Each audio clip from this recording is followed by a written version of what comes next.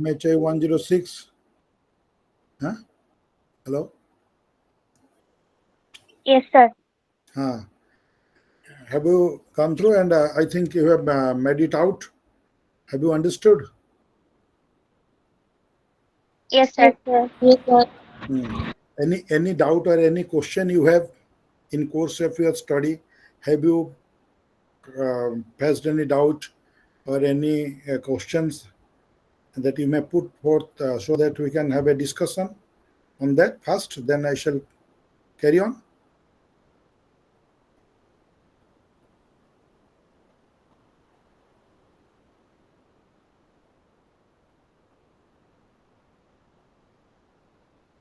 No doubt. Fully clear. Very good. If you don't doubt, then it is very good. Now let's begin. Society represented in Vedic literature. You see, we have four units in this block. That first is society as represented in Vedic literature. It is the first unit. That is unit 3, and other unit iron age culture. Then Buddhism and Jainism.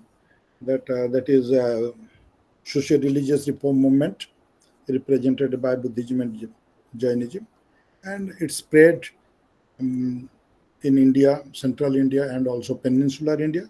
We shall discuss on all these topics. I shall give you an overall idea so that you can understand in a better way while you shall go through your study material. First, let's start Vedic age.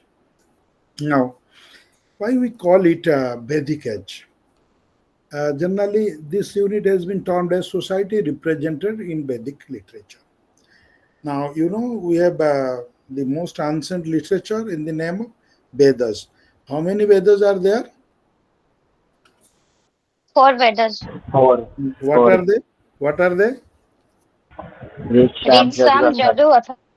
Very good. Riksham Jajuratar. Which is the earliest? Rig Rig Veda. Veda. Rig Veda. In a general way, what we do, historians have divided this entire Vedic phase of life into two periods: Vedic, early Vedic period, that is Rig Vedic period, and the later Vedic period, that the period when three other Vedas, namely Sam, Yajur, and Atharva, were composed. Now, the question is why we call it Vedic age. I'm actually discussing it from traditional view. I'm not going through your um, study material, whatever it has been written, society represented in Vedic literature. I shall come to it. Traditional views, because the social life or economic life, or you may call it political and religious cultural life, all these things are known from the study of Veda, therefore we call it Vedic age.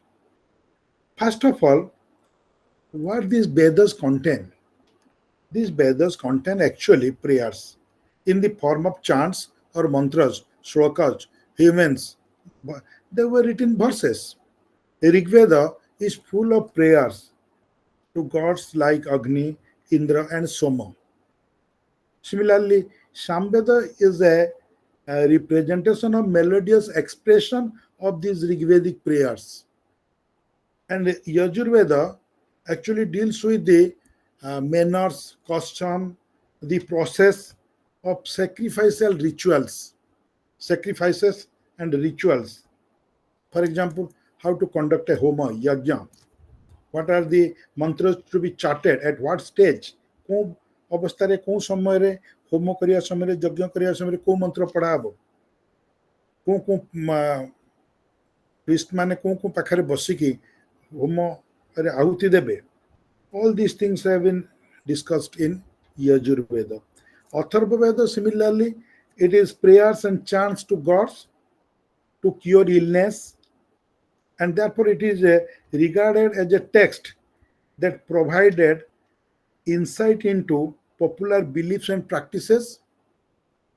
Some say that it is also deals with some supernatural things. So these are the basic things that Vedas contain. Now, what is the date of Veda? There is a number of views, and we cannot discuss all of these views here, but we can come to a conclusion. What is the conclusion? Generally, it is believed that Vedas were composed during the post-Harappan period. You may say from 1500 BC to 600 BC. 1500 means 1500 ଖ୍ରୀଷ୍ଟପୂର୍ବରୁ ନେଇକି 600 ଖ୍ରୀଷ୍ଟପୂର୍ବ ଭିତରେ ଏ ବେଦ ଗୁଡ଼ିକ ସବୁ ରଚନା କରାଯାଇଥିବ। ଆର୍ଲିଏଷ୍ଟ ବେଦ ଯେଉଁଟାକୁ ଆମେ ଋଗ୍ବେଦ ବୋଲି କହୁଛୁ ସେଇଟା 1500 BCରୁ ନେଇକି 1000 BC ଭିତରେ, ଏବଂ ଅନ୍ୟ ଗୁଡ଼ିକ 1000 BCରୁ ନେଇକି 600 BC ଭିତରେ ଲେଖା ଯାଇଥିବା ବୋଲି, କମ୍ପୋଜ କରାଯାଇଥିବ ବୋଲି ଅନୁମାନ କରାଯାଉଛି। କାରଣ ବେଦ ତ ଲେଖା ହେଇନଥିଲା, ବେଦକୁ ସେଥିପାଇଁ କୁହାଯାଏ ଶ୍ରୁତି। କାହିଁକି ନା ବେଦ ବିଭିନ୍ନ ଋଷି ମୁନି ମାନେ ଯେଉଁମାନେ କମ୍ପୋଜ କରିଥିଲେ ସେମାନେ ତାଙ୍କ ଶିଷ୍ୟମାନଙ୍କୁ ଉଚ୍ଚାରଣ କରି ଶିଖଉଥିଲେ, ଶିଷ୍ୟମାନେ ତାକୁ ମନେ ରଖୁଥିଲେ, ପୁନର୍ବାର ସେଇ ଉଚ୍ଚାରଣ ମାଧ୍ୟମରେ ତାଙ୍କ ଶିଷ୍ୟମାନଙ୍କୁ ଦଉଥିଲେ। ଏଭଳି ଗୋଟିଏ ଗୁରୁ ଶିଷ୍ୟ ପରମ୍ପରା ଅନୁସାରେ ବୈଦିକ ମନ୍ତ୍ର ଗୁଡ଼ିକ ଗୋଟିଏ ଜେନେରେସନରୁ ଅନ୍ୟ ଜେନେରେସନକୁ ପାସ୍ କରୁଥିଲା, ଅନ୍ୟ ଜେନେରେସନରୁ ଆସୁଥିଲା। ଆଜି ବହୁତ ବର୍ଷ ପରେ around British ପିରିୟଡ଼ରେ ବେଦ ଗୁଡ଼ିକ ସଂକଳିତ କରାଯାଇଛି, ଏଡିଟ୍ କରାଯାଇଛି, ଏବଂ ଆଜି ଆମେ ବେଦକୁ ବହି ଆକାରରେ ମଧ୍ୟ ବିଭିନ୍ନ ବେଦକୁ ଆମେ ବହି ଆକାରରେ ପାଇପାରିବା। This is the main gist about Veda. Now let's come to where these Vedas were composed. What was the place, or which one was the place where these Vedas were composed? Generally, it is believed that the earliest of the Vedas, that is Rig Veda, was composed in the area which we call Sapta Sindhu. Sapta Sindhu area, we can say that in modern days, Punjab, Haryana, and western Uttar Pradesh, and eastern Pakistan.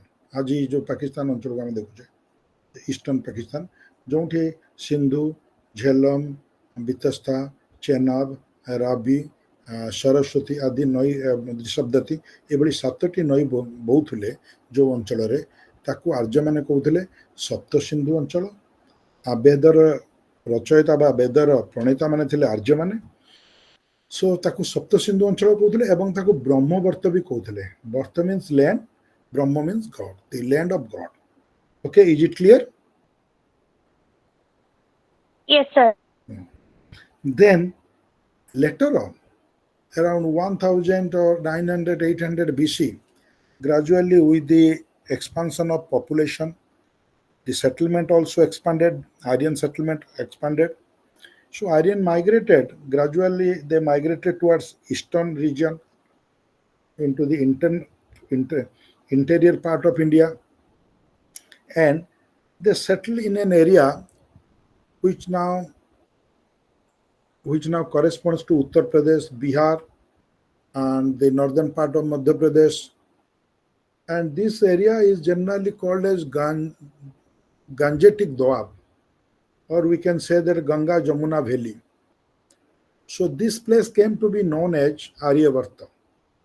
And the later 3 Vedas are supposed to be composed on this soil of this Aryavarta or Ganga Jamuna Doab.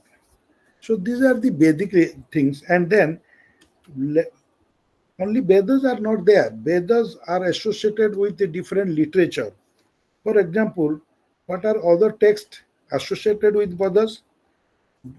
Have you any idea? Anybody can come? Upanishads. Correct.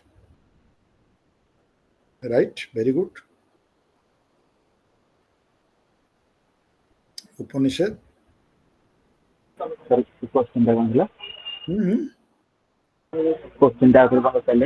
Question pacharli, what are other texts or other literature associated with Vedas?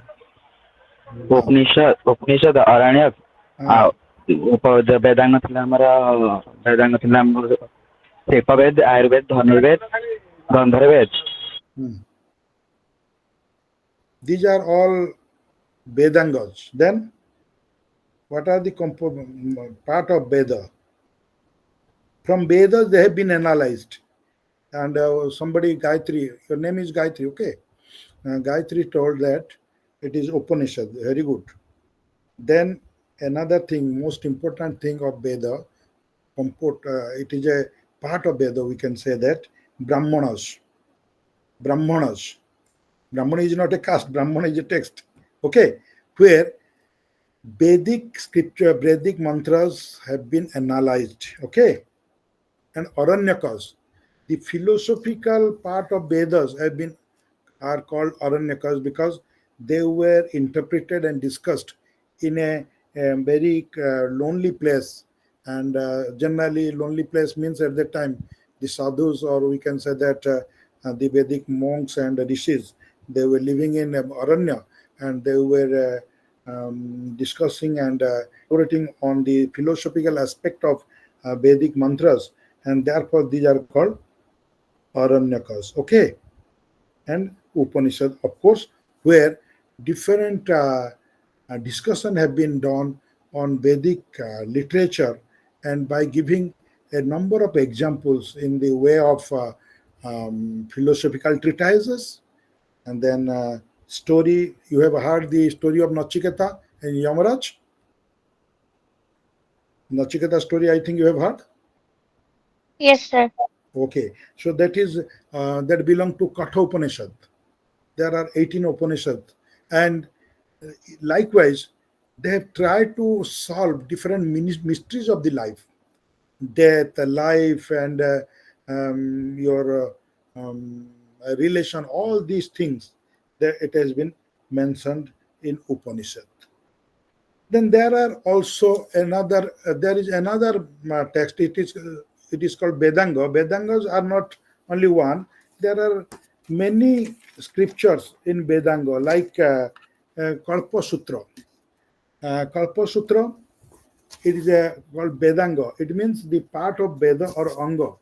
And in Kalpa Sutra, we have different types of other sutras or subdivisions. It has 4 subdivisions, like Srauta Sutras, which deals with different types of yajna or sacrifices like Rajasuya. Then we have Griha Sutra, which deals with the sacrifices to be conducted in household. Then we have Dharma Sutras, which discuss with the social norms, how to be regulated in the society. Then Sulva Sutra, discipline that deals with the principles and guidelines regarding the geometrical features, and with the help of which one should make sacrificial altar. So all these things are associated with Vedic text. Now, the most important thing that we are going to discuss in this class, 3 things, that is a Varna system and kinship structure, that is a social relation, then rituals and their significance. It means a religious condition, we can say, in North Cell. Now let's discuss about Varna. What is Varna? Any idea what is Varna?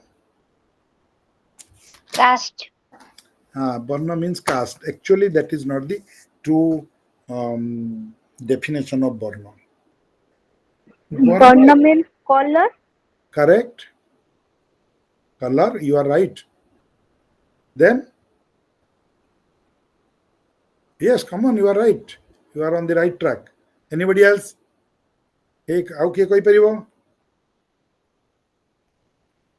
Why? Color came into such a important stage of discussion. What is there with color? Now let me tell you that the Aryans, they were also living with non-Aryans. ଆମେ ଓଡ଼ିଆରେ ତାକୁ ଆମେ କହିଦେଉଛୁ ଅନାର୍ଯ୍ୟ ଅଣାର୍ଯ୍ୟ, actually ଅଣାର୍ଯ୍ୟ, Arya ବ୍ୟତିରେକେ.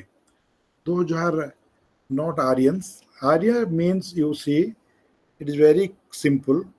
The word Arya denotes to a group of people who were using a particular language, that is Sanskrit, and the meaning of Arya is gentle or noble, who are more civilized in their manner, in their custom, in their behavior, in their relation. They are generally called Aryans. So it is just like a title of a people, of a group of people who are more civilized than others. They were having some sort of basic knowledge of life. They were striving to achieve high stages of life. Therefore, they call themselves Aryans, and to make themselves separate from these other people who are not so civilized, or we can say that they were not in the fold of the Aryan culture, and they were generally called as Dasa or Dasyus. Sometimes also it has been mentioned as Asuras. So these Dasa, they were somewhat black complexion, whereas Aryans were white complexion. Gauravarna, ye Krishnavarna. And here comes the distinction on the basis of Varna. Now, later on, in course of time, it became a social standard to judge a people with this name of Varna, and also the karma or the action that that particular group of people are furnishing, they were also given a name. So, in this way, Varna came into existence with the basic division of two-fold division of the society, Arya Varna, non-Aryan Varna. ମୁଁ କହୁନି ଅନାର୍ଯ୍ୟ ବା ଅନାର୍ଯ୍ୟ ବା ଅସଭ୍ୟ, non-Aryans, those were out of the pale of the Aryan fold. So, in course of time, we see that from the Arya Varna, three categories of group of people, they were recognized as three divisions of the society. Three different divisions of the society, namely Brahmana, Kshatriya, Vaishya, and from the non-Aryan Varna, those were called Dasa or Dasyu. That Varna generally came to be known as Shudras. This is what traditional of Varna system hold. Is it clear? Yes, sir. Now, was there Varna system in Rig Veda? You are right that Varna has been equated with caste, right? In course of time, Varna became to be denoted as caste, or the term Varna now denoted to caste, Jati. But how it happened? It is a long process of 3,000 years, you see. Now, what is the basic thing that we come to know about Rig Veda? In Rig Vedic society, there is only, we get the word Varna, but not this fourfold division of the society. Fourfold division of the society into Brahmana, Kshatriya, Vaishya, and Sudra. As a result, what we get, Rig Veda has 10 mandala. Okay? Rig Veda has 10 mandala. Each mandala is just like a chapter, adhyaya. Okay? Now, it is in the last mandala, that is 10th mandala, there is a sukta. Sukta means one hymns or chant or mantra, stanza. That is called Purusha Sukta, where we get this reference to these four different types of Varna: Brahmana, Kshatriya, and Vaishya, Sudra. In Purusha Sukta, it has been imagined that these different Varnas, they have emerged from the different limbs of a primeval man. Primeval man means a divine man. Divine man who represent the entire society. The Brahmanas came from its face, head. From the arms came Kshatriyas. From the thigh came the Vaishyas. And from the feet, that is leg, came the Sudras. So in this way, from head to toe of that primeval man has been divided into four divisions, and out of these four division of the society came into existence. And these humans, I'm chanting it. You just hear it carefully. These humans run like that. Humans means this stanza. What is that? Brahmanasya mukham ashit bahurajanya krita urutad vaishya jayat padabhyam sudra jayat. Okay? It means Brahmanas were given a place equivalent to head of a body. And the Kshatriya, they given a place equivalent to the arms.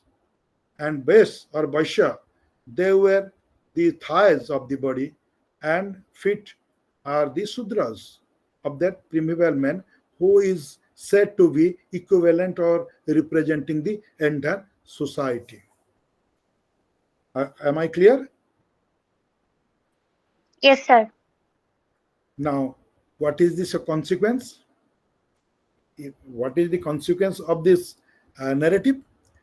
Thing is that now this Varna order in the society became vertical or hierarchical. Hierarchical, do you understand? By hierarchy, Yes, sir. what is that? CD. CD, ladder. Okay.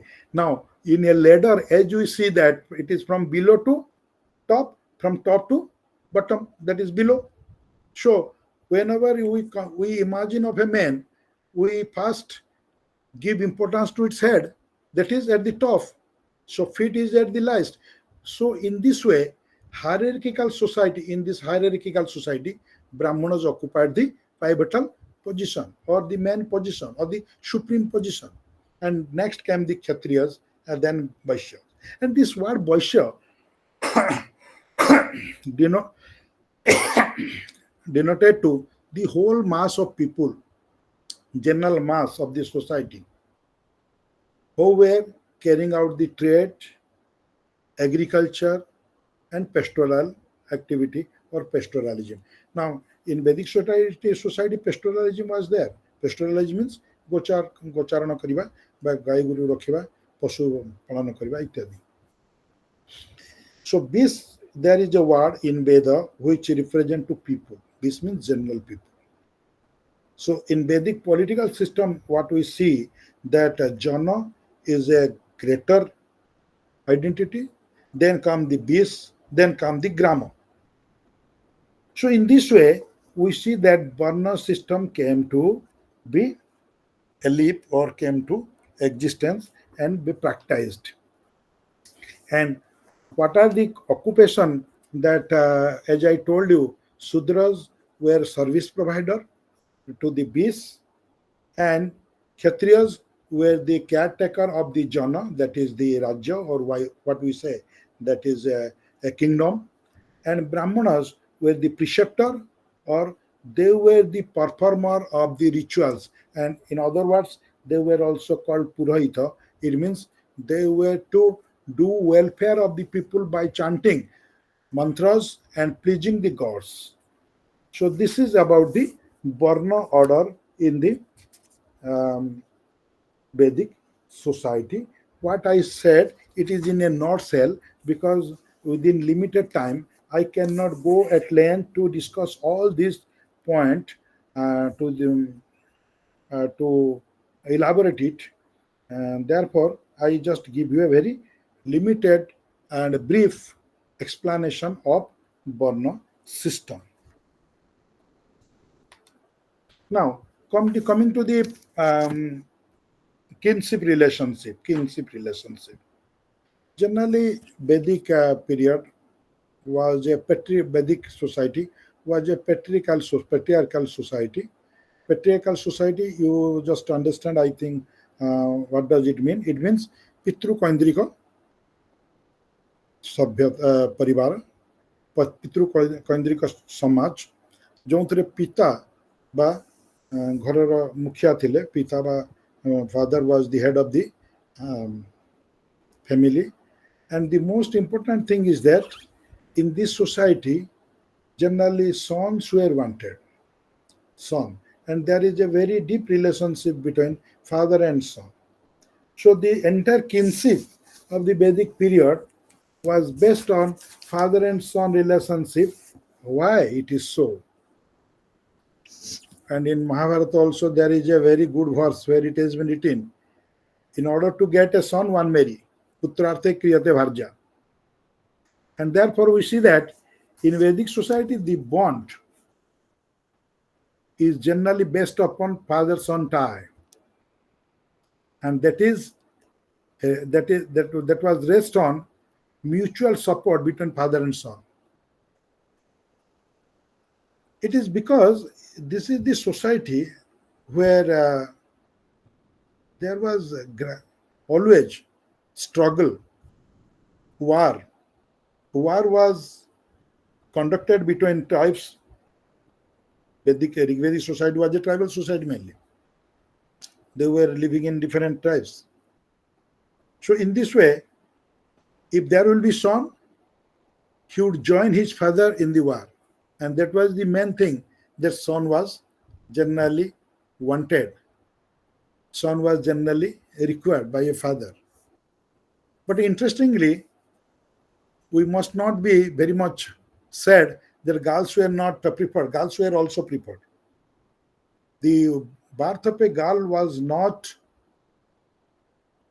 unwarranted. It was also rejoiced like the birth of a son. Girls were also given full privilege and freedom to study in Vedic society, because we see that there were some Vedic sages who were women. Gargi, Maitri, Lopamudra, Vishwavara, there are a number of names, Saraswati, a number of names, which we see that they were not only sages, they also composed some of the verses of the Vedas. Of different Vedas were composed by girls, women, sages.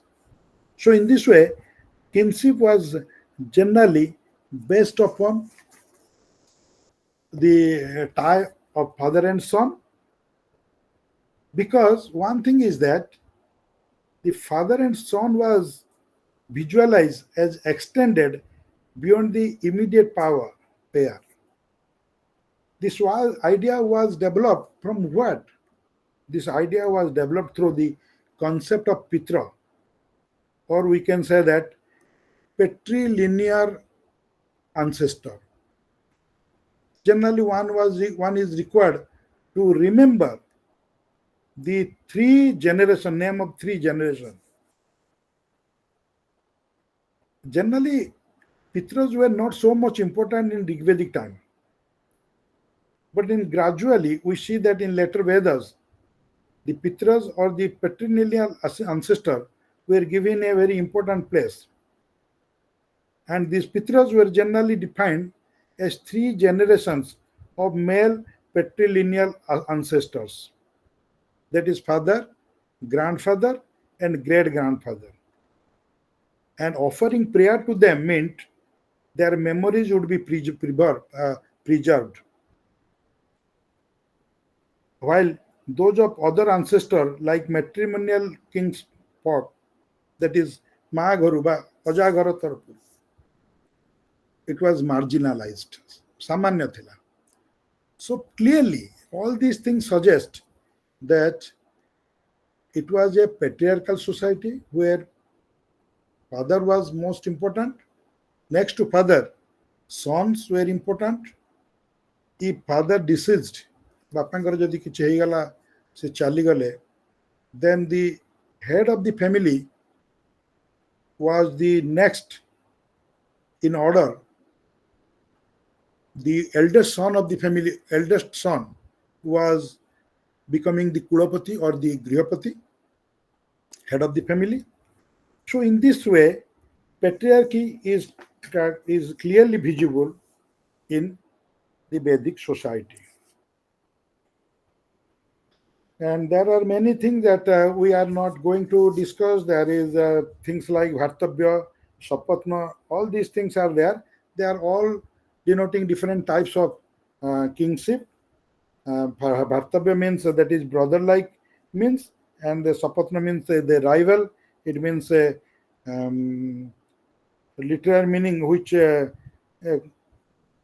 having some sort of rivalry in the family, like that.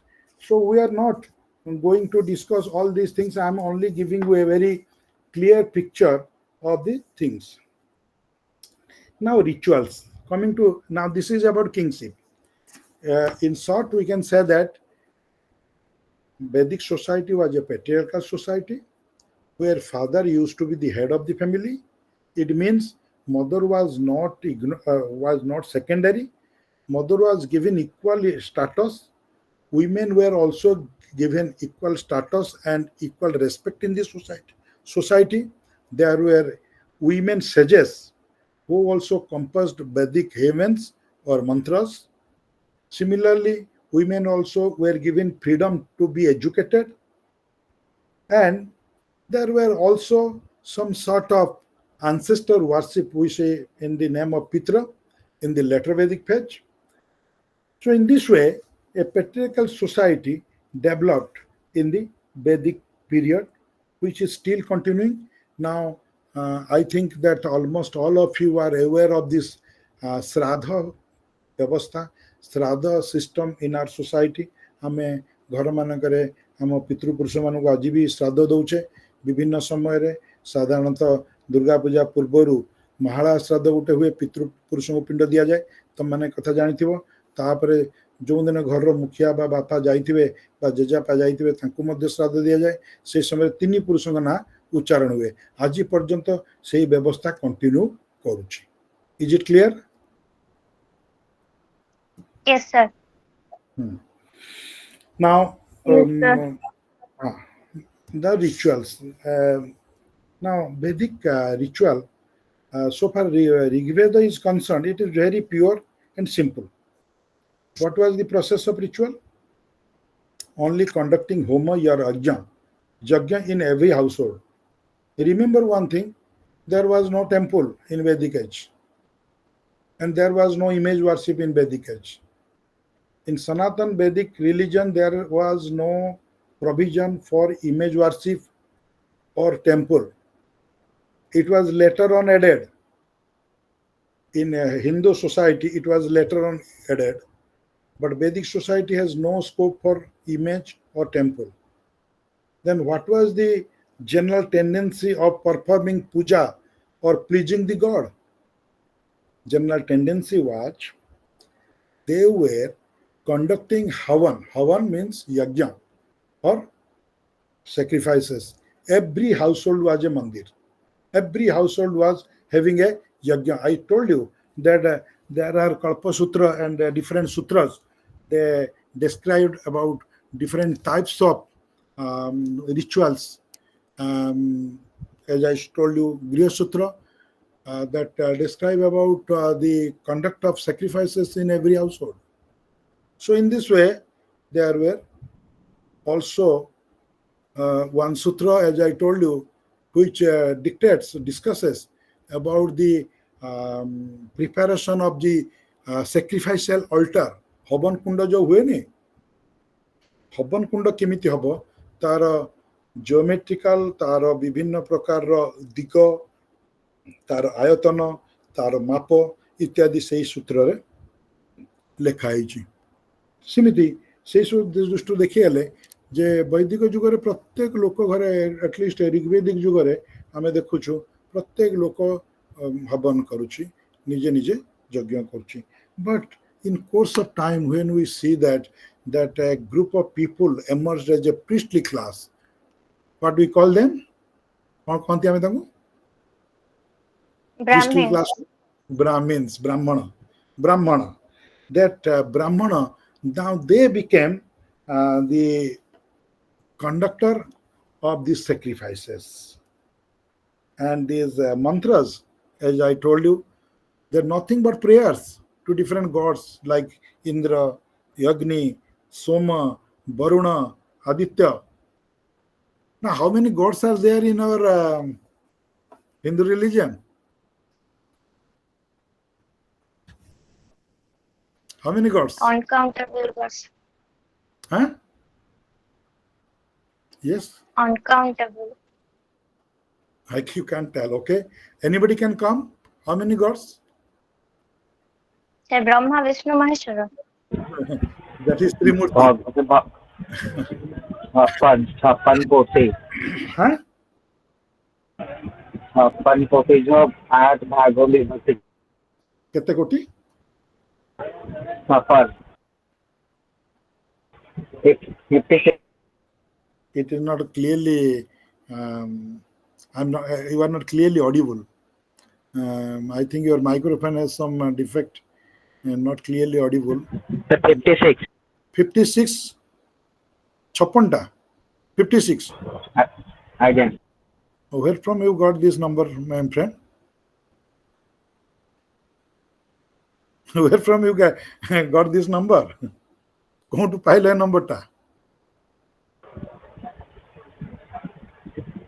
Okay, କହିପାରିବ? ଆଚ୍ଛା 33 କୋଟି ଦେବଦେବତାଙ୍କ ନାଁ 33 ଶୁଣିଛ? କୋଟି 33 crore. Is it so? 3 type माने 33 से सेते type रो कोन छडो Exactly, you are right. Very good, thank you. Actually, general belief is that we have 33 crores. 8 Can you? 8 Correct. वसु 11 रुद्र और 12 Aditya 12 Aditya, you are right. Very good. बहुत बढ़िया के जानिଛ तुम माने 8 Basu 11. They are actually divided into 3 categories: earthly, celestial, and heavenly. अंतरिक्ष, पृथ्वी एवं स्वर्गीय है ना. ଯେମିତି ଆଦିତ୍ୟ ସ୍ୱର୍ଗର ଇଏ ହଉଛନ୍ତି ଇଣ୍ଟରମିଡିଆରୀ କିଏ ଅଗ୍ନି, ପୃଥିବୀ ହେଲେ ମର୍ତ୍ତ୍ୟର. ସୋ ଏଇଭଳି ଭାବରେ 33 ପ୍ରକାର ଦେବାଦେବୀ, 33ଟି. କୋଟି ଅର୍ଥ ପ୍ରକାର, kind. Not that they were having 33 crores of gods and goddesses. That is a misconception that has been created due to wrong translation of Veda. Koti, the word, has 2 meaning. In Sanskrit, koti means types, prakara. Also, koti means crore or crore. And our translator, they adopted that crore. And general public also adopted that we have 33 crores of gods and goddesses. We cannot count them. And till the counting finishes, we will also die. ଆମେ ଯଦି ଆଜିଠୁ ବି count କରିବା, the count ସରିଲା ବେଳକୁ ଦେବାଦେବୀଙ୍କ ନାଁ ଆମମାନେ କେହି ନଥିବା, ବୁଝିଲ? So in that way, so first of all, these gods were not actually, they were divine being. How they came into existence? They came into existence through the belief. What was the belief? Belief was that all the power, they are manifested with some divine energy. That power means natural power, nature. So the Aryans in their initial phase of life were nature worshipper, worshipping different elements of nature as gods and goddesses. For example, air, Vayu Devata, Vayu. Agni, another element of nature. Then water, Varuna. Then the creator of this water in the form of rain, Indra, who was called as the Devraj. So at that time, Brahma Vishnu concept was not at all there. Vishnu was one of the Dwadasa Aditya Vitara. Vishnu was one of the Aditya. You follow me? So Rudra, another Devata, who later on came to be regarded as Lord Shiva. Brahma, from the concept of Brahma, that is a philosophical concept of Veda, which later on took the shape of a divine being as the creator, Brahma. So in this way, what we see that it was only the chanting of mantra and conducting sacrifices were the main theme of the ritual. That is, mantras are in the form of prayer, in the nature of prayer, prayer, and the ability to learn and chant mantra was restricted to a select few. Who were the select few? The most important section of the society who can master Veda, could understand Veda, and they could also chant this mantra. And they were chanting it, and in course of time, this priestly class, they came to, we can say that, conduct all these rituals, and they became the master over this sphere of ritualism or a religious activity.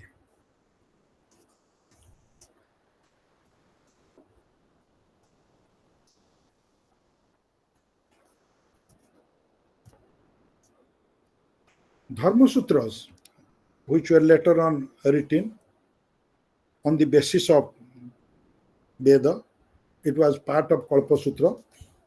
Dharma Sutras, they suggest that Brahmanas, as the performer of rituals, they should be exempted from taxes and capital punishment. And we don't have any idea, because we are relying on literature, we don't have any idea how far this was accepted by the rulers. And similarly, other participant on this yajna, that was the jajaman, I mean performer of the yajna. In course of time, when later Vedic period, during later Vedic period, when Aryabharta was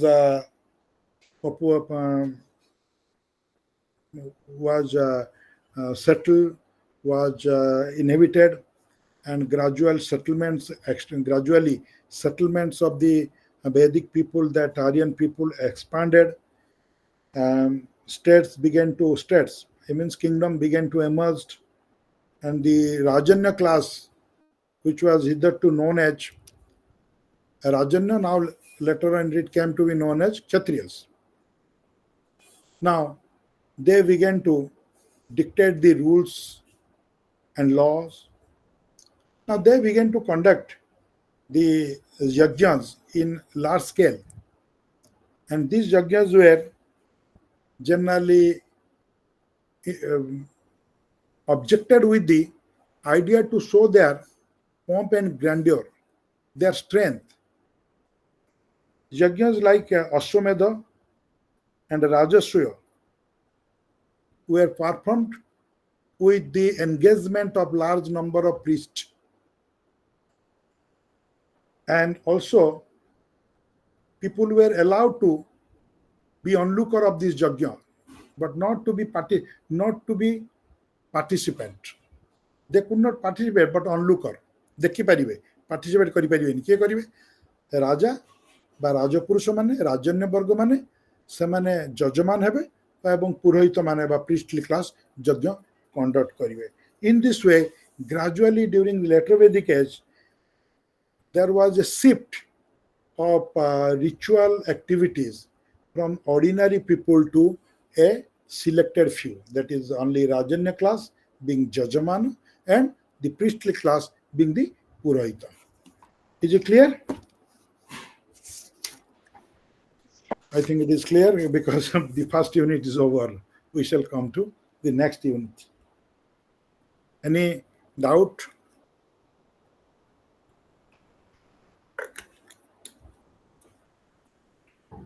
Anybody? Doubt? No, sir. Sir, history, sir. Yes. Sir, historicity Vedic age ru asthila na Vedic age ru pora time ru asthila? Content? History. History. Literature. Yes, sir. Literature तो वैदिक as हाँ literature तो वैदिक as आज जाइछि किंतु वेद जेहेतु सतले लेखा होनतला ताको आमे श्रुति कहउतले किंतु तो literary activity literary means cone literature means cone when something is expressed through your language, your word or your writing, that is literature na. Sir, हमें Vedic age को history sir हमें जो ancient time जदि तीन भाग रे विभक्त करे जीव pre history proto history history रे ताले Vedic age को हमें हिस्ट्री रे नहीं परिबा नहीं परिबानी काहे नहीं परिबानी as I have already clarified, Veda was not written at that time. कहीं हिस्ट्री कौन सा हमको आमे नबा हिस्ट्री को नबा when we have written documents to help us as the scope or the source of history. जदि सोर्स मटेरियल रिटन जो दिन ठारू हमको मिलुची आमे से दिन ठारू आमे हिस्टोरिकल टाइम नबा ता पीरियड को नबा आमे प्री हिस्ट्री को आजिकल तो प्रोटो हिस्ट्री कहूनाती प्री हिस्ट्री हिस्ट्री कहउचंती आगुरु थिला pre history bronze age civilization जतले जो समयटा को ताको आमे कहउतले प्रोटो हिस्ट्री हिस्ट्री को कहउतले आमे द रिटन मटेरियल जेबेठु मिलला सेबेठु आमे ताको हिस्टोरिकल फेज बोली कहउतले हला ताडे आउथरे कोन गले प्रोटो हिस्ट्री काहे माने कैलकुलेट करावनी हमर आगुरु गोटे क्लासिफिकेशन थला हिस्ट्री को आमे तीन भाग विभक्त करतुले history pre history proto history and history pre history हला those period where we don't have any material remains in the form of archaeological data to show only material remains भाबरे हमको प्रस्तर रो जिंस सब मिलुची एवं प्रोटो हिस्ट्री जो समय metallic जुग आसी गला आमे ताकू प्रोटो हिस्ट्री नौतले किंतु वर्तमान आर्कियोलॉजिस्ट माने कहउचंती जो पर्यंत आम मानन को कोनोसी रिटन मटेरियल मिलुनी आमे से दीटा को जिंस को आमे नबा प्री हिस्ट्री एवं हिस्ट्री का को नबा जो दिन ठारू हमको रिटन मटेरियल मिलुची से दिन ठारू आमे ताकू नबा हिस्ट्री फेज रे हला बर्तमान हमर भारत कॉन्टेक्स्ट रे आमे कोन देखिबा भारत के कॉन्टेक्स्ट रे हमर रिटन फेज होउची 6th सेंचुरी बीसी रु जतले बुद्धिज्म जैनिज्म आसिले पॉलिटिकल स्फीयर रे 6th सेंचुरी बीसी आसिला 6th सेंचुरी बीसी रे जो 16 महाजनपद आसिले से समय हमको रिटन मटेरियल मिलुची फॉर एग्जांपल बुद्धिस्ट लिटरेचर मिलुची जैन लिटरेचर मिलुची Brahmanical literature different shastras and sutras they are available so we are having some literary sources to reconstruct our history therefore from 6th century onward we calculate it as historical phase okay now proto history जो जिनसटा थिला जो एबे कहला जो पिलाटी जे proto history टा को हमें साधारणतः मेटल एज टा को डिनोट करथिले प्रोटो हिस्ट्री किंतु ऐतिहासिक मान वर्तमान कहउछंती आमे दीटी फेज को नबा गोटे हला प्री हिस्ट्री जो समय हमको रिटन मटेरियल मिलुनी आ गोटे हला हिस्ट्री जो समय हमको रिटन मटेरियल मिलुची नाउ क्वेश्चन होची वर्तमान इंडस इजिप्ट रो सिविलाइजेशन मेसोपोटामिया रो सिविलाइजेशन को आमे तांकर मेटल जुगटा को मध्य आमे नबा हिस्ट्री काहे कि तांको अल्फाबेट को आमे पढ़ी पाउचे तांकर गोटे लिटरेचर अछि पापेरस टी रो जो पापिरस रोल ले समान जो सब विभिन्न प्रकार लेखा लेखितले ताकू पढ़ी के हमें तांकर किछिटा हिस्ट्री हमें कंस्ट्रक्ट करि परछे किंतु इंडिया केस रे सेटा ही परिबनी काहे गबनी कारण इंडस वैली सिविलाइजेशन लो स्क्रिप्ट को ए पर्यंत हमें पढ़ी पारिनु नंबर 1 नंबर 2 वैदिक एज को मध्य हमें हिस्ट्री रे पर्यायभुक्त करि परिबनी काहे कि वेद इज आल्सो नोन एज श्रुति वेद सेतळो लेखा नतला वेद एबे मॉडर्न एज रे लेखा हला मॉडर्न एज रे ताको हमें प्रिंट करछे सो आमे कहि परिवानी जे जोतले आमे प्रिंट करथले एडिट करथले ता भितरे आमे किछि इंटरपोलेशन करछे एडिशन करछे एक्सट्रैक्शन करछे आमे किछि गारंटी दे कहि परिवानी देयरफॉर आमे वेद को हिस्टोरिकल फेज रे नै परिबा नाही at the present stage of our knowledge हमर ए पर्यंत जा ज्ञान अछि से भितरे आमे वेद को नै परिबानी am I clear yes sir Now we shall go to second unit, next unit, that is Iron Age culture. Generally, this Iron Age culture is associated with two types of ware. Ware means pottery, pots. गोटे होची early phase रे हमें देखो that OCP, that is sorry PGW, painted grey ware later phase रे हमें देखो northern polish black where बर्तमान question अब हां हां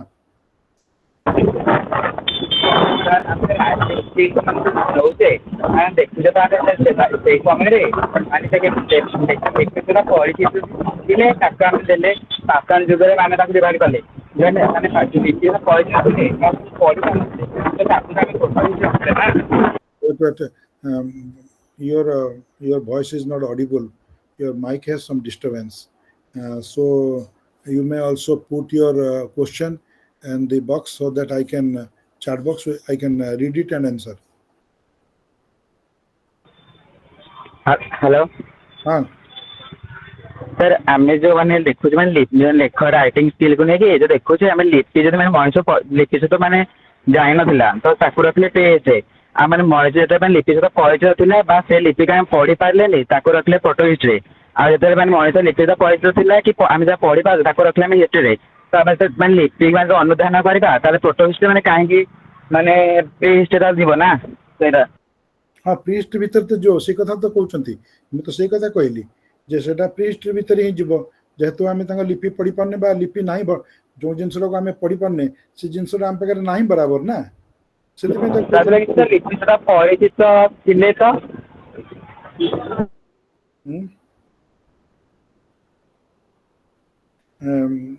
there is a book your name is Buddheshwar na there is a book Prehistory and Proto-History of India and Pakistan, okay, by H.D. Sankhalia, and that book is available in the market. Then there is another book, Prehistory and Proto-History of India, by K.C. Join. Okay, this book is also available. It has been very clearly explained about prehistory and proto-history, and the concept of prehistory and proto-history, and also history. In both of these books, you can go through that book. If you have still doubt, then you can also ask me in some other class. I can explain. I'm not actually convinced about your doubt completely. That the simple thing, when there is no written material to be used as source to reconstruct a history of a region or a country or a place, that period is called prehistoric period of that region or country. When there is written material to extend help for reconstruction of history, that is called historical phase. It is very clear. So there was a proto-historic sense somewhere by some European archaeologist. Later on that was discarded because prehistory and proto-history, and before that prehistory. Why there is another classification like proto-history? Therefore that proto-history is not being used today. Okay, earlier it was used. Proto-history concept aguru thila hala, ebe nahi, ebe prehistory history. Is it clear now? Buddheshwar, clear? I guess sir. So now Iron Age, generally this age is ascribed, or this age is given a date about 800 BC to 100 BC by some scholar like T.N. Rai. But in next period, that age is not actually accepted by some historian. Now we are having some other view, like view of A. Ghosh and D.K. Chakravarti, who are leading archaeologists of India. And they ascribe this period to be 1300 BC to 700 BC. Why? Because if the period comes to 800 BC to 100 BC, then it will be taken for sure that Aryans in the Rigvedic phase, they didn't know the use of iron. Jodi ame 800 BC ru 100 BC ଭିତରେ period ଟାକୁ ନବା iron age ର, ତାହେଲେ ଆମେ କହିପାରିବା ଯେ ଆର୍ଯ୍ୟ ମାନେ ଋଗ୍ବେଦିକ ପିରିୟଡର ଆର୍ଯ୍ୟ ମାନେ ଆଇରନ୍ ବିଷୟରେ ତାଙ୍କର ଜ୍ଞାନ ନଥିଲା, କିନ୍ତୁ ଆମେ ପରବର୍ତ୍ତୀ ଅବସ୍ଥାରେ ଉତ୍ତରପ୍ରଦେଶ, ବିହାରର କିଛି ଅଞ୍ଚଳ, ସେମିତି ଉତ୍ତରପ୍ରଦେଶର ଉତ୍ତରାଞ୍ଚଳ, ହରିୟାଣାର କିଛି ଅଞ୍ଚଳରୁ ଯେଉଁ ସବୁ ଏକ୍ସକାଭେସନ୍ ହେଲା, ଆର୍କିଓଲୋଜିକାଲ ଏକ୍ସକାଭେସନ୍, ସେଥିରୁ ଯେଉଁ ଆଇରନ୍ ବାହାରିଛି ବା ଏଇ ଆଇରନ୍ ଇମ୍ପ୍ଲିମେଣ୍ଟ ସହିତ ଆସୋସିଏଟେଡ୍ ହେଇକି ଯେଉଁ পেন্টেড গ্রে ওয়্যার বলে গোটে পার্টিকুলার ওয়্যার বা মাঠিয়া বা আমি কইপারিয়া পাত্র, মাটি পাত্র বাহারুছি, সেতুরু আমি দেখিବାକୁ পাউছে যে এই পিরিয়ডটাକୁ ଆମେ 1300 ପାଖାପାଖିରୁ ନେଇକି ଆମେ 700 BC ପର୍ଯ୍ୟନ୍ତ ଆମେ ଯାଇପାରିବା। କାହିଁକି?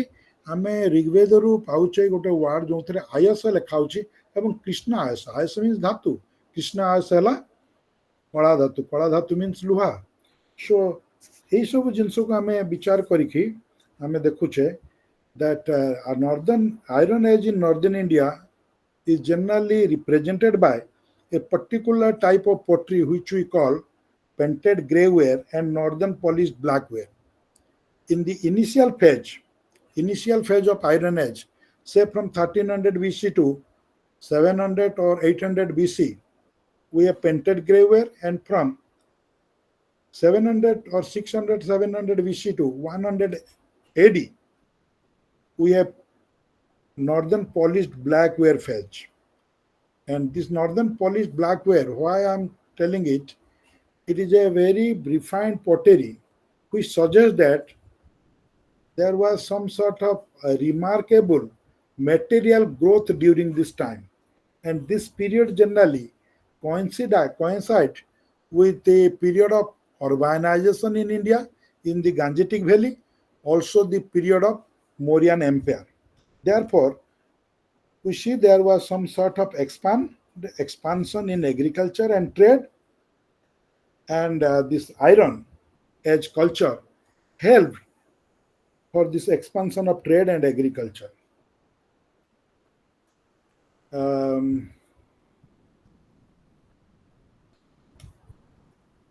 Now, iron age technology and rise of urbanism. The iron age technology and rise of urbanism, that point I want to discuss with you. In the 6th century BC around, there was a remarkable growth in the socio-economic life of people in Gangetic Valley. In India, generally it is held that there are 3 stages of urbanization. First urbanization was Harappan culture, where we see that a Bronze Age culture gave way to a highly developed urban society. Now, in the second phase, it was in the starting from the later Vedic period, that is from 8th or 7th century BC to 6th century BC, there was another phase of urbanism which swept over Gangetic Plain or Gangetic Valley, which we call Aryavarta. Cities like Kosambi, Koshala, Kasi, Magadha, they emerged. And why? Why this urbanism is associated or is said to be associated with iron technology? There are a number of views behind it. For example, one scholar, great scholar, R.S. Sharma, he says that implements of iron technology or iron as a metal was helpful for clearing forest in the Gangetic Plain, which helped in expansion of agriculture. Ramsharan Sharma कहया कथा हला जे iron technology रो introduction फल रे गांजेटिक plane रे गंगा जमुना दोआब रे जो घंच जंगल थिला ताकू सफा करिया संभव हैला, कारण आयरन गोटे टाण धातु तंबा एवं ब्रोंज ठारू। केवल सेतिक नुह, एग्रीकल्चर रे आयरन टेक्नोलोजी मध्ये इंप्लीमेंट करागला। कौन भाई हल जो हल लंगल जो फाड़ाटा आम आज भी यूज कर आयरन ले तैयारी करछे, किंतु कपर एवं ब्रोंज जेहेतु नमनीय धातु, सॉफ्ट धातु इन कंपैरिजन टू आयरन, सेति पई एटा कपर एवं तंबा द्वारा एते संभव नथिला। किंतु तांकर क्रिटिक्स माने कहउचंती then how it was possible during Harappan culture. Harappan culture was a urban culture, but behind every urban culture there must be some group of people who were producing for this non-producing urban class. ସେମାନେ କହୁଛନ୍ତି କାଠ ବା iron ବା କପର ବା ବ୍ରୋଞ୍ଜରେ ମଧ୍ୟ ଜଙ୍ଗଲ ସଫା କରା ହେଇପାରିଥାନ୍ତା। ଆଇରନ୍ ଟେକ୍ନୋଲୋଜି କେବଳ ରେସ୍ପନ୍ସିବୁଲ ନୁହଁ, there are other factors responsible for urbanism, for the development of urbanism, and that development of urbanism was based upon state formation and social transformation, सामाजिक परिवर्तन एवं राज्य गठन बा किंगडम मानकर जो उदय है राजा आसिले एवं से कौन कले प्रजा मानू साहाଯ୍य कले तांको अधीन थिबा प्रजा बा सब्जेक्ट्स मानू साहाଯ୍य कले not only to extract surplus from the producer but also distributing surplus among the non-producing class. Similarly, by regulating the trade and commerce, and the result was that there was overall development in economy, and the overall development of economy gave way to the development of urbanism. Here I am just reading a quotation. Sharma, just a minute.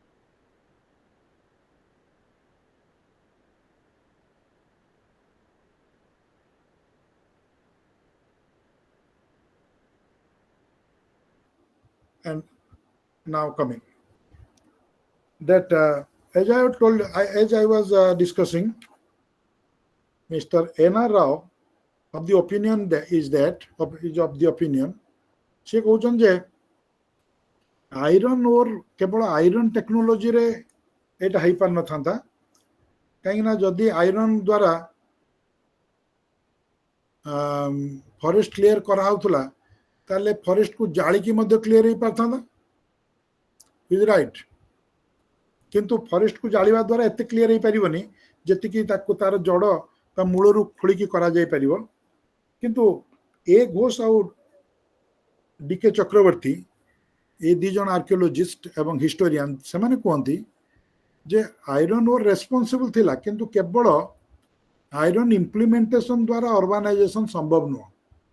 जहाँ मुझे टिके आगु कहली राजा by ruling class who used force as well as administrative machinery to collect this surplus in the form of some tax, which we can say that sulka, kara, in kind or in cash, whatever it may be. And he took the necessary measure to distribute this surplus among the non-producing class, which used to stay with the royalty, for the help of the royalty. And not only that, those who were responsible for collecting this surplus and distributing it, they also got the protection of the king. The class of traders, they emerged, and the result is that when there was expansion of agriculture, surplus was there, technology was implemented, trade was going on, so overall economy was blooming, economy was encouraging. And not only that, there was social transformation, which was also responsible for the rise of urbanism. Social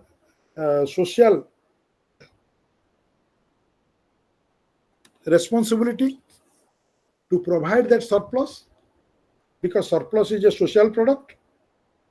Therefore, we can say that there was some sort of social responsibility and contribution towards the rise of urbanism in and around 8th century BC, which is marked by second wave of urbanization in Gangetic Plain.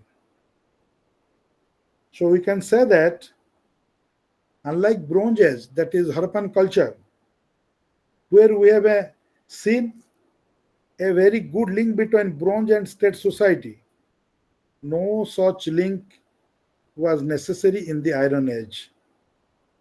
Thus, introduction of iron metallurgy did not necessitate the involvement of a state. We can also point out that a state did help in the early historic period because its structure was very much different from Bronze Age. Bronze Age state structure was based upon chiefdom, but now this structure was going somewhat having an imperial character, a character marked with sovereignty, statehood, which is definitely having its characteristic like territory, population, government, and sovereignty. So in this way, Iron Age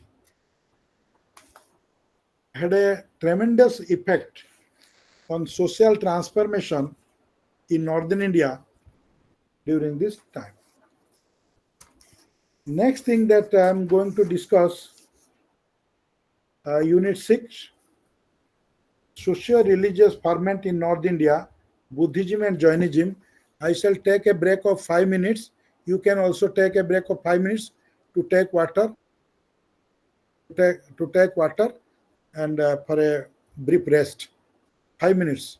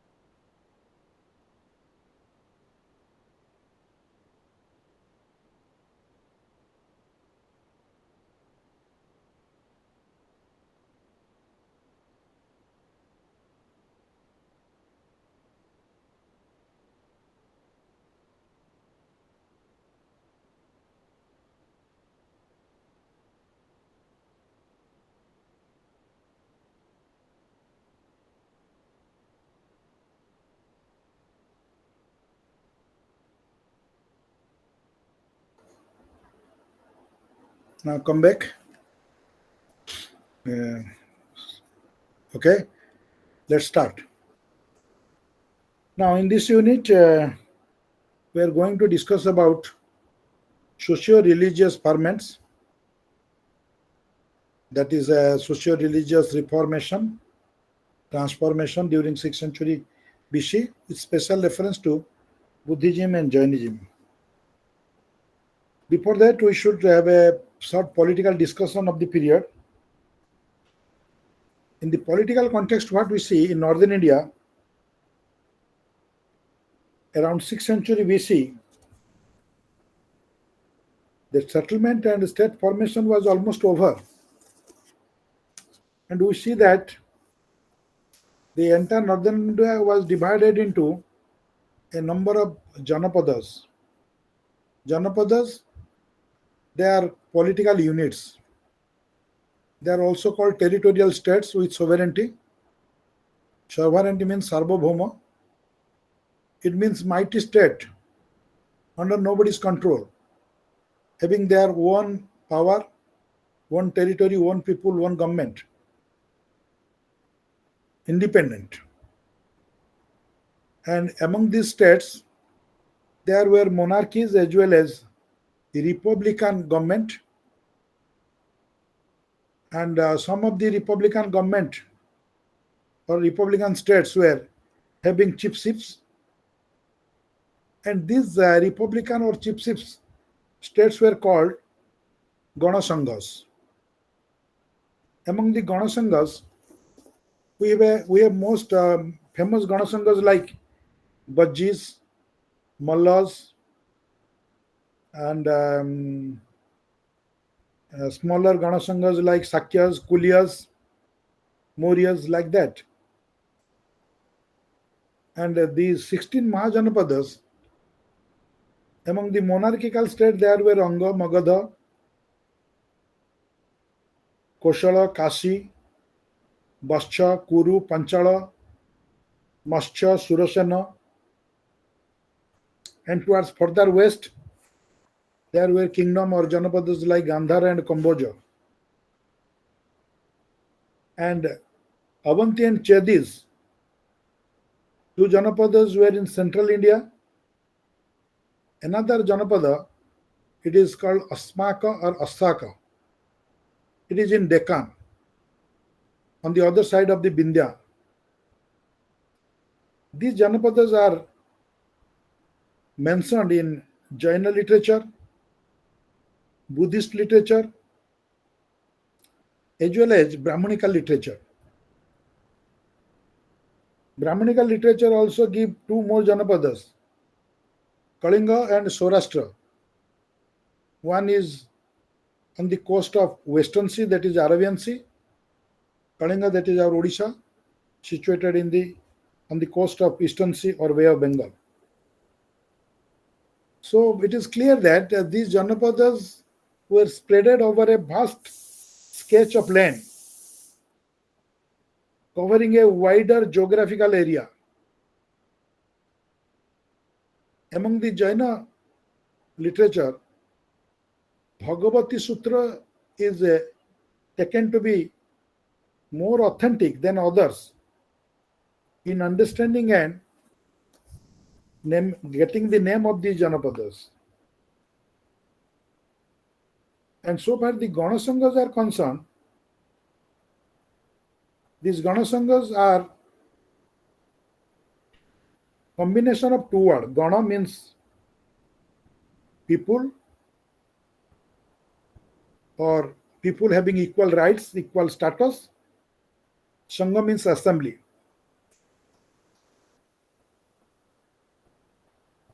So in this Ganasanghas, heads of the families or of a clan governed the territory.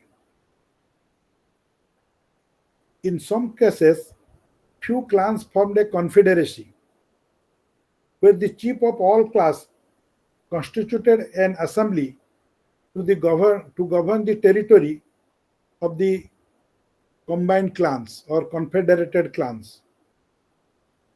For example, Bajji, Bajji Ganasangha was a confederacy.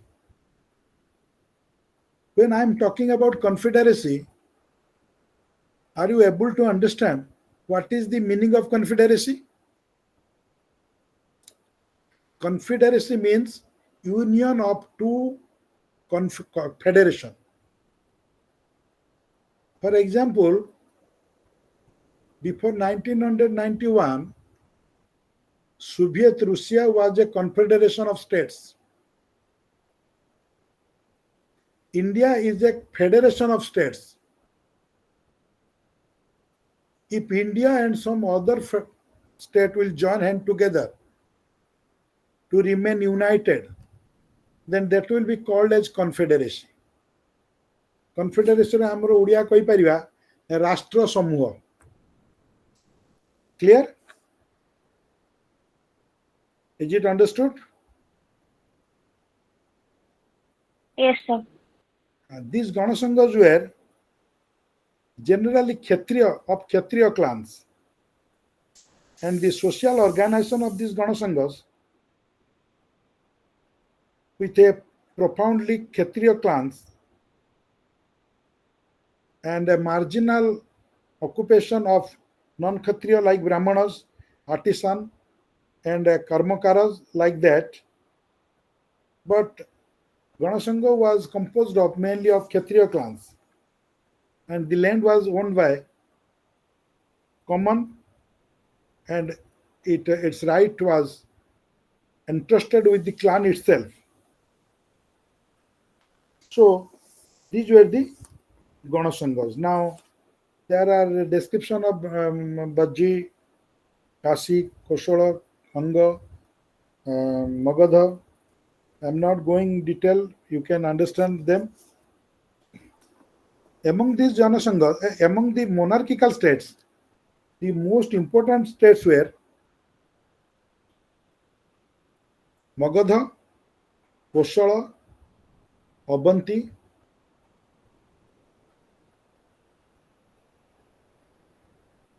and Gandhara. In northern India, it was a continuous rivalry and struggle among these 4 to 5 powerful states for achieving supremacy over Aryavarta or entire Ganga Jamuna Valley. There was rivalry between Avanti and Bascha. There was rivalry between Magadha and Koshala. There was rivalry between Bajji and Magadha.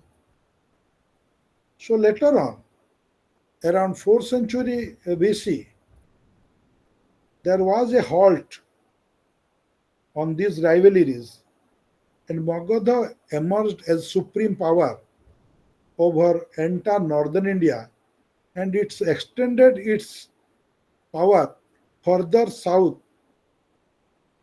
encompassing Deccan, central India, as far as Mysore during the time of Mauryan hegemony or Mauryan supremacy. So this is about the political condition. Economic condition, I have already told you that the trade was in a flourishing state. Agriculture was expanding with the help of the royal patronage, royal help, because we have different literature and also archaeological evidence to suggest that the royal authority was very much interested in expansion of agriculture by creating scope for it. For example, by digging canals, by digging lakes. We have also epigraphical evidence to suggest that Mauryan king, before that other Magadhan royal power, they were creating congenial atmosphere for the expansion of agriculture. And so technology was also advancing, and there was also continuous effort by artisan and craftsmen, as I told you, karmakaras. They were also creating their products for trade and commerce. So overall economic condition during this period, 6th century BC, was somewhat good. We can say that it was better than that of the previous period. So political condition was like that, as I discussed, 16 Mahajanapadas. The economic condition was this. So in the society, there was some sort of also transformation. Society was not satisfied with the then existing system. Why? There were certain things that people were now ready, not ready to follow or to obey. For example, the Vedic supremacy or Vedic dictation, Brahmanical supremacy, Brahmana at the center of ritual practices. Similarly, conduct of large-scale yajna, Jajamana or patron being the royal class, and Brahmin as the at the top of the ladder of the society, social ladder, commanding respect and demanding exemption of tax and capital punishment. All sorts of things the society was not going to follow or obey. And during this time, we see that the wave of intellectual thought engulfed the atmosphere. Intellectual thought, or we can say that spiritual thought. So this is the period we see that there was a wave of asceticism, wave of rise of asceticism. As I told you now, a sharp contrast had developed within Brahmanism between formalistic and ritualistic tendencies of Vedas and the new trend towards an esoteric and aesthetic direction visible in the Upanishad. At the outset of our class, I have already told you that Upanishad discussed the deep-rooted meaning of life, different aspect of life, the spirituality, and all sorts of things. All these things have some impact upon the people, mainly among the Brahmanical class also. These sorts of trend became visible. So in this context, what we see that in Upanishadic text, the doctrine of ritual act was often replaced by that of knowledge and sometimes by that of theistic devotion as well as moral conduct. So Veda not only gave importance upon worship or offering in the form of bali or bhago, bhogo to gods, and that also gave importance upon real knowledge. Knowledge of what? Knowledge of self, Atmagyan.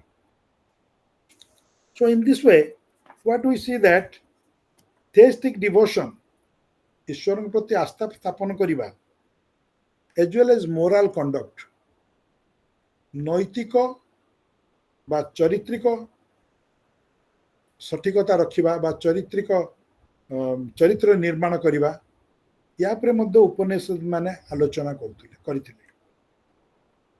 The result is that in the Brahmanism itself, there was some sort of contrast developed. some following the ritualistic tendency of Veda, and some following the formalistic tendency. And as a result, what do we see that because of this knowledge or because of this Upanishadic thought,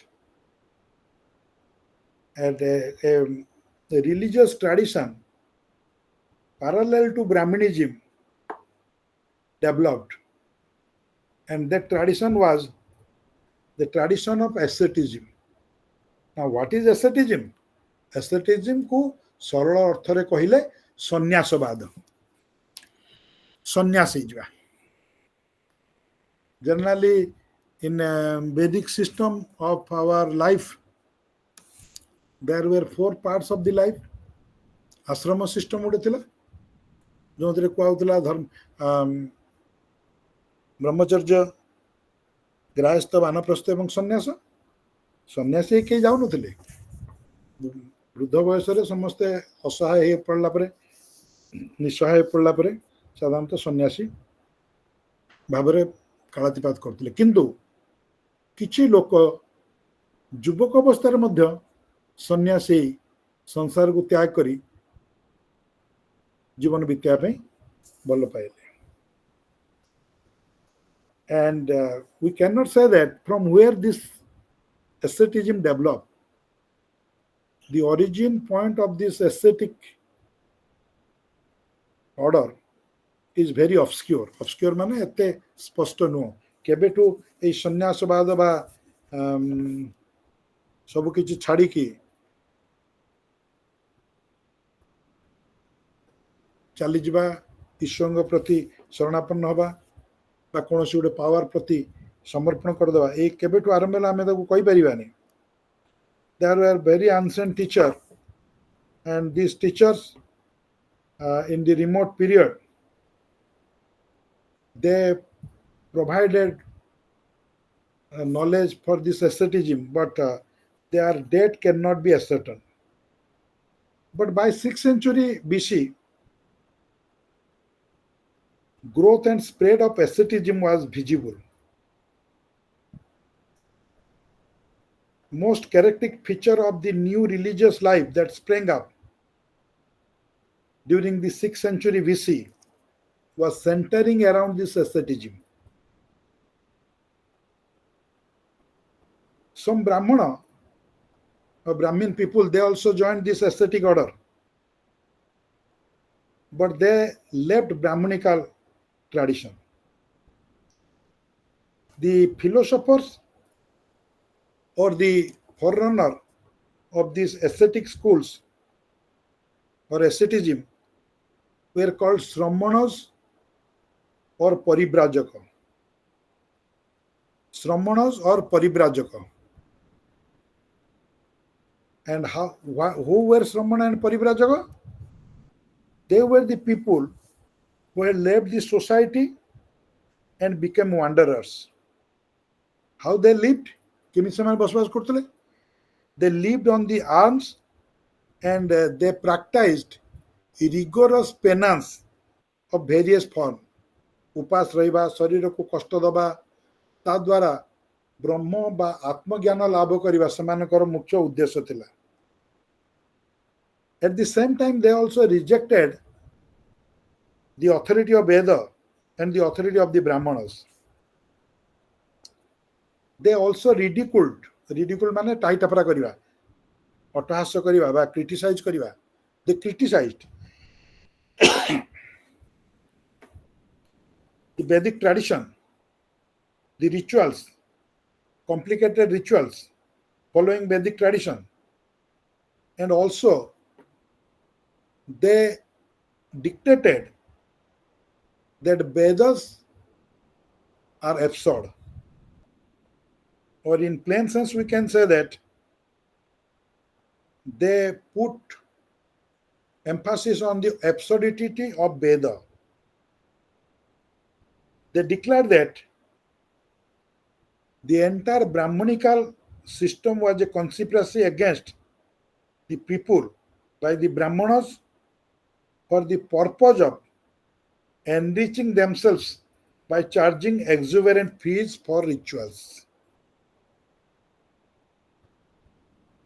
In place of authoritarian tradition, the tradition of Brahmanism or Veda, the Sramanas or Paribrajaka, they tried to find explanation by their own investigation or inquiry. So in this way, they have developed some philosophical attitude among some people who led the society for the sake of achieving the ultimate knowledge, which we may call Brahmagyana, by their own investigation, by their own inquiry, and they discarded the authority of Veda, authority of Brahmanas, and they claimed that the Vedas are absurd. Absurd means konosi tar mulya nahi. So in this way, we see that number of philosophical group, or we can say that revolutionary group, a reactionary group, before the emergence of Gautam Buddha and Mahavir Jina. Around 62 doctrinal views were there before Buddha as per the Buddhist literature. Buddhist literature अनुसारे 62टी philosophical बा दर्शन पद्धति थिला बुद्धଙ୍କ जन्म पूर्वରୁ ଏବଂ Jain literature अनुसारे महावीरଙ୍କ जन्म पूर्वରୁ there were 363 sects गोष्ठी ଥିଲେ. So among the most important group of Sramanas and Paribrajaka, we can take the name of few. There were Ajivikas.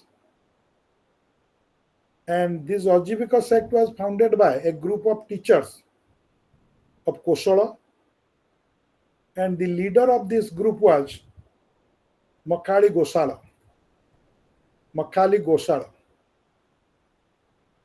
And there were other teachers like Purna and Kukuda. Ajivikas believed in transmigration on a grand scale. Transmigration means Atmara Deha Parivartana hua. And they believed upon niyati or destiny. And according to them, according to Ajivikas, niyati or destiny govern everything. And as per the niyati and destiny, everything happens. Human being had no ability to affect their future lives by their own karma. The destiny control is the most significant action of the human being. Nothing could change this. In this way, Ajivikas believed in rebirth, not in karma. Ajivikas, they adopted fasting, and also they remained naked in order to practice their sectarian belief. There were another sect that was called Lokayata, and they were generally considered as believer of materialistic philosophy. The main spokesman, or we can say that leader of this Lokayata sect, was Ajita Kesakambala. According to them, man had come from dust and will return to dust. Therefore, they denied the transmigration of soul. They also denied the concept of destiny. ସେମାନେ ନିୟତିକୁ ମଧ୍ୟ ମାନୁନଥିଲେ କିମ୍ବା ଆତ୍ମା ପରମାତ୍ମା ଏ ବିଷୟରେ କିଛି ଭାବୁନଥିଲେ. ସେମାନେ କହୁଥିଲେ ଏ ମଣିଷ ଆସିଛି ମାଟିରୁ ତିଆରିକି ଆସିଛି, ମାଟିରେ ମିଶିଯିବ, ସେଥିପାଇଁ ଆର ପୁନର୍ଜନ୍ମ ନାହିଁ. ସେଥିପାଇଁ ସ୍କୁଲ କାହା ଉପରେ ଇମ୍ପୋର୍ଟାନ୍ସ ଦଉଥିଲା?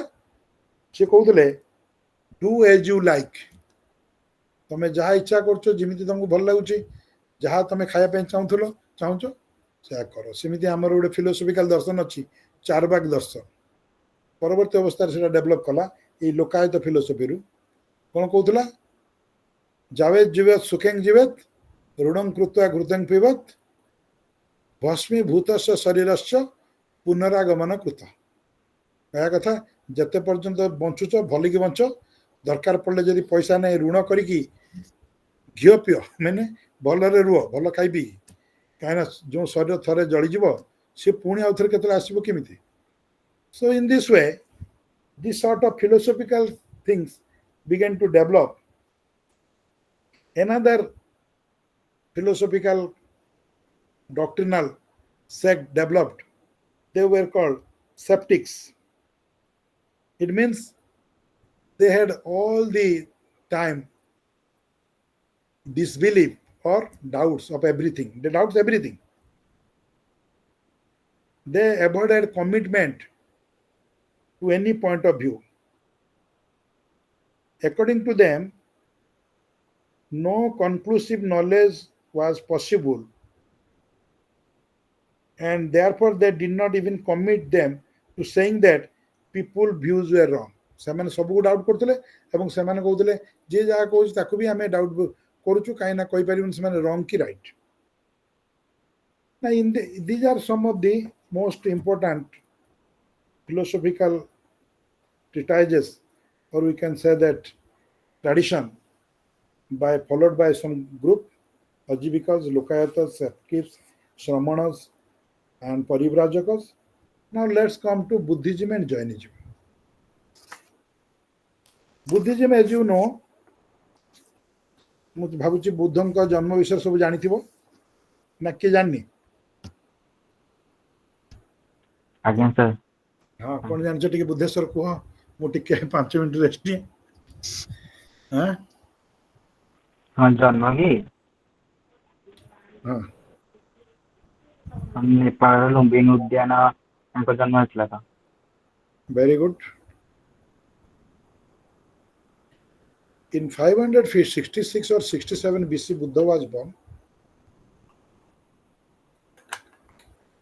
He was born in Lumbini Garden.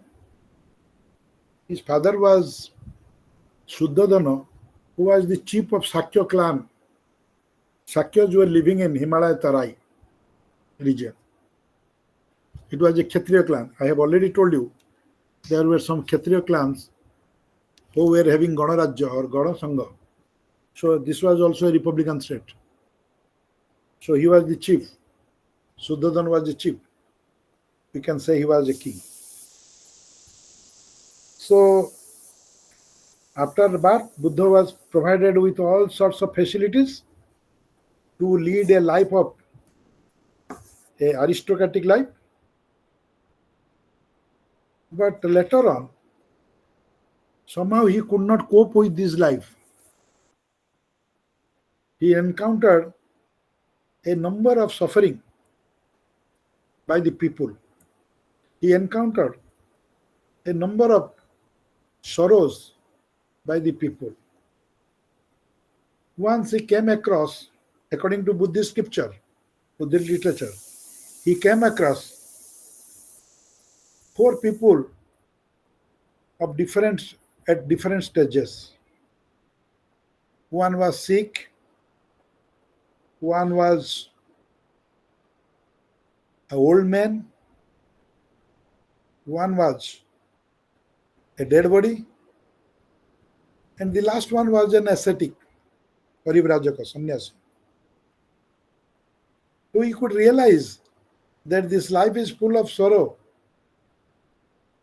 So he left the royal life and became an ascetic. And he was at that time only 29 years old. He was married to a beautiful princess, Gopa. His wife's name was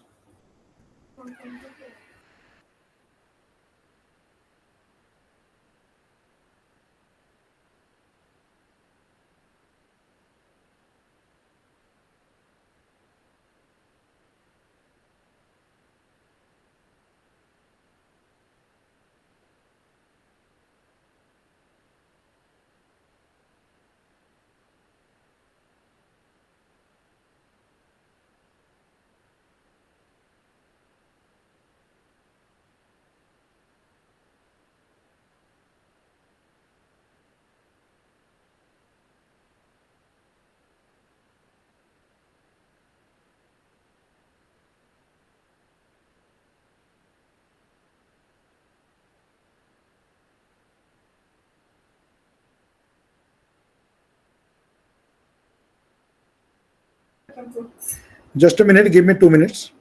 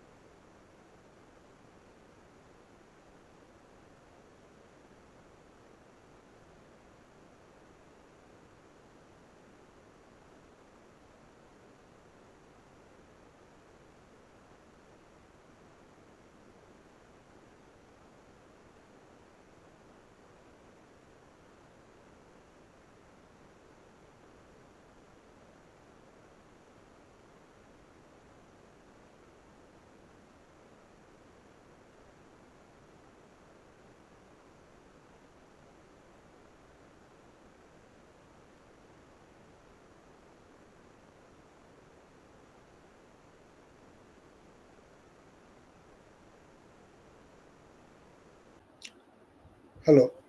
Please come back. I had an urgent phone, so I had to attend it. Okay. And now, am I audible now? Okay. Yes, sir. Yes, sir. So Buddha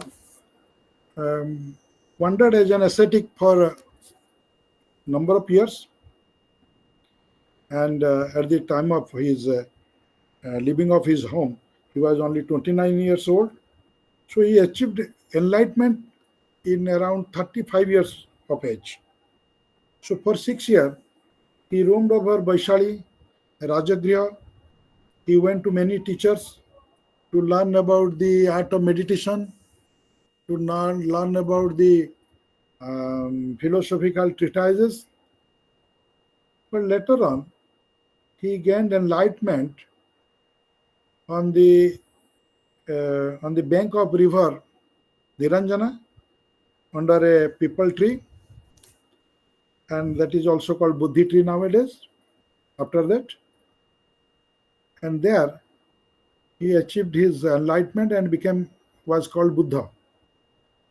And he was only called Gautama. His childhood name was Gautama or Siddhartha. His first disciples were 5 Brahmanas. And these 5 Brahmanas became the first follower of Buddhism. And Buddha delivered sermon to these 5 Brahmanas in Saranath, in Deer Park. And the incident is called Dharma Chakra Pravartana. what Buddha realized, that is called Four Noble Truths. In Pali, it has been described as Chattari Arya Satyani, Chaturja Arya Satya. What are they? The world is full of suffering, and suffering is caused by human desire. Number three is that renunciation of desire is the path of ending of suffering, and salvation is possible, or ending of suffering is possible by following eightfold path, eightfold noble path, which we call Arja Ashtangika Marga or Arja Ashtanga Marga. And this is called, Buddha's preaching is generally called as middle path. Why? Because it is not so strict like Jainism, nor small so flexible like Brahmanical religion. So in other word, we can say that Buddha preached a religion, Buddha preached sermon or philosophical discourses among the mass. During his lifetime, Buddha traveled far and wide. He traveled to Magadha, Koshala, whole of northern India, and he also went as far as Majjhima Desha or Madhya Desha, central India. Language was very plain, simple, and up to the standard of the people. So therefore, in a very short period, Buddhism was attracted by a large number of followers. The Buddhist order was a congregational order. Congregational order means ସମ୍ମିଳିତ ଭାବରେ ଗୋଟେ ଜିନିଷ କରିବା ବା ସମବେତ ହେବା. During Buddha's time, monastic order was introduced. Monastic means sangha, sanghare ରହିବା. The Buddha was against the entry of women in the sangha initially. Later on, Buddha allowed the women to remain in sangha. The sangha was designed on the basis of the structure of Gana Sangha. So this is about Buddhism. So Jainism, 24 Tirthankar was Parshvanath, 23 Tirthankar was Parshvanath, 24 Tirthankar was Mahavir, Vardhaman Mahavir. So Mahavir was also born in a Kshatriya family near Vaishali. His place of birth was Kundagrama, and he belonged to Gyantrika clan. He also renounced his home at the age of 30 and also attained Siddhi or Jainahood at the age of 42. Jaina order was not a new order because Mahavir was the 24th Tirthankara. In Jaina concept, there was Tirthankara concept. There were 24 Tirthankara and Mahavir was the last. Jaina, they believe that there is a cycle. In every cycle, there will be 24 Tirthankara to take the society on a right path. And Mahavir was the 24th Tirthankara. Rishabhnath was first Tirthankara. Aristotnemi was the second Tirthankara. So there were many Tirthankara, Shantinath like that. 23rd Tirthankara was born 250 years before Mahavir. So in this order, if we calculate, then we shall see that Jaina order was as old as Rigvedic period. Because we get the name of Aristotnemi and Rishabhnath in Rigveda. So in this way, it was not a new order, but Mahavir was a reformer. While Gautama Buddha was the founder of a new sect, which we call Buddhism, Jaina sect was not a new order, rather it was a order which was reformed by Mahavir. The most important teaching of Mahavir was Satya, Ahimsa, Asteya, Aparigraha, and Brahmacharya. Already 4 of them were there before Mahavir, namely Satya, that is truthfulness, Ahimsa, that is non-killing of animals or anybody, Asteya, that is non-stealing, non-possession, that is aparigraha. These 4 things were there, teaching were there and taught by Parshvanath. And last one, Brahmacharya was adopted by Mahavir. And these 5 brata or 5 sankalpas, 5 principles are called as Pancha Mahabrata in Jaina order and also called Pancha Pratigya. Jainas believed in soul in everything, in water, in stone, in everything. Therefore, they were against harming anything. They believed in strict penance. कठोर तपस्या बल सिद्धि लाभ करने कथा बुझुले. Jainism became popular during the time of Mahavir. Kings like Chandragupta Maurya, they tried to promote Jainism, but it could not be that much popular as Buddhism became popular throughout India and also abroad. Buddhist order was propagated by Ashoka. During Buddha's time, there were kings like Bimbisara, Ajatasatru, who became the follower of Buddha. After Buddha, kings like Ashoka, Harshavardhana, Kanishka, Harshavardhana, and many more, they gave their royal support for the propagation of Buddhism. And due to the self-interest of Ashoka, the great king of Magadha, Buddhism penetrated into deep south. It traveled across the border to overseas countries. So this much about Buddhism and Jainism. And there are also points like what are the causes of Buddhism and Jainism for their progress, how could they penetrate into deep south, and the causes as well as the process of their spread. Only small things are there, very 1 to 2 pages are there. You can read and understand. If you couldn't understand, then next class I shall try to explain it. So till then, thank you and goodbye. Have a nice day. Have a nice night, I think. A nice evening. Thank you very much. Okay. Any doubt? Next class, that is tomorrow, we may clarify.